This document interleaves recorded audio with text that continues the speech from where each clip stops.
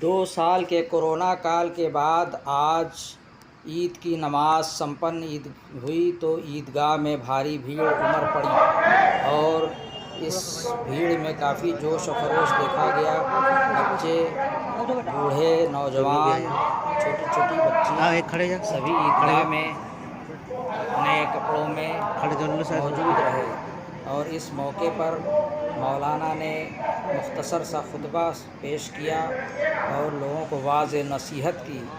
बाद नमाज लोगों को बाहर देखा गया और बाहर ईदगाह के बाहर बने हुए पंडाल में तमाम राजनीतिक पार्टी के नेता और प्रशासनिक अधिकारी लोगों का अभिवादन करते और ईद मुबारक देते हुए दिखाई दिए।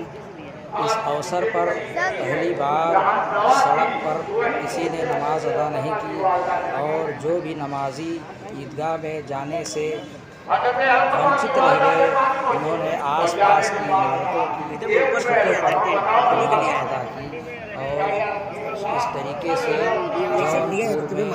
बड़ी ही खुशी और शांति सभी ने एक दूसरे को मुबारकबाद दी और एक दूसरे की ज़िंदगी में तरक्की, चैन और सुकून की दुआ की, मुल्क और मिल्लत की कामयाबी और अमन आश्ती की दुआ की।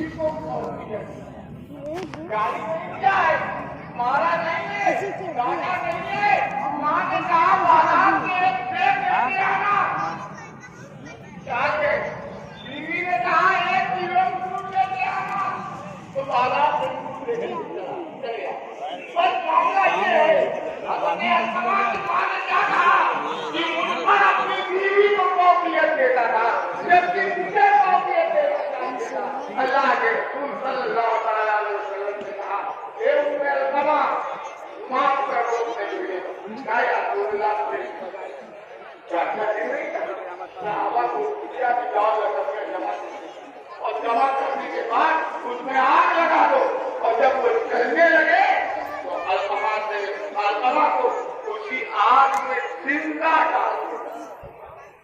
माँ करती है बेटे करते याद रखना पाँव बेटे घर भी जाती है।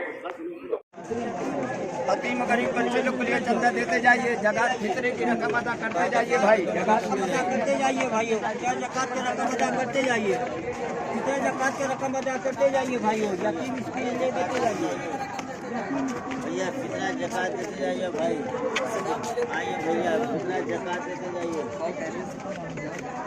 आइए जकात फितरे की रकम देते जाइए, जकात और फितरे का भैया, जकात फितरे का जाइए, अल्लाह के घर के लिए करते जा भैया, अपनी दाढ़ी कमाई का पैसा बात करते जाए भाई, सुभान अल्लाह, पता करना तामीरे मदरसा, तामीरे मदरसा, तामीरे मदरसा।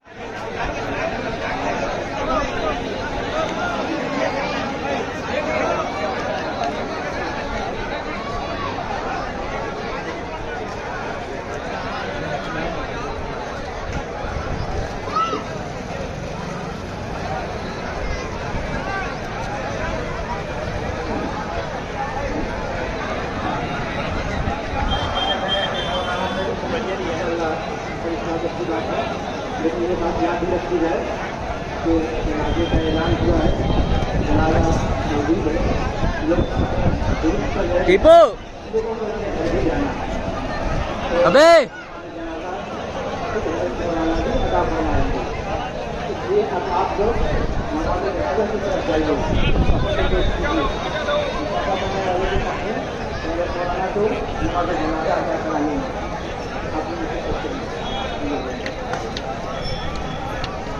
साहब आए हुए हैं कोई नहीं देगा,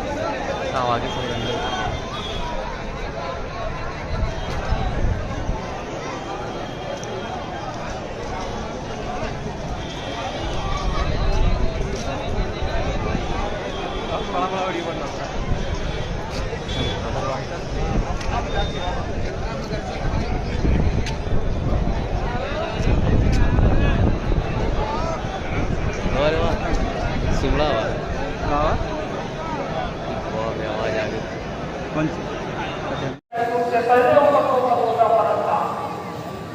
रमजान के अंदर नहीं, दूसरे महीनों को रोजा फर्ज था, लेकिन रमजान का रोजा उम्मत मोहम्मदिया की खुसूसियत है।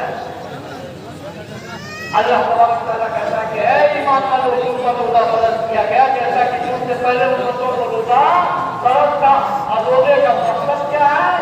रोजे का मकसद क्या है? अल्लाह कहता है लकुम तत्तकून, ताकि तुम मुत्तकी हो जाओ, ताकि तुम परहेजगार हो जाओ, ताकि तुम्हारे अंदर गुनाह के बचने का जज्बा पैदा हो जाए।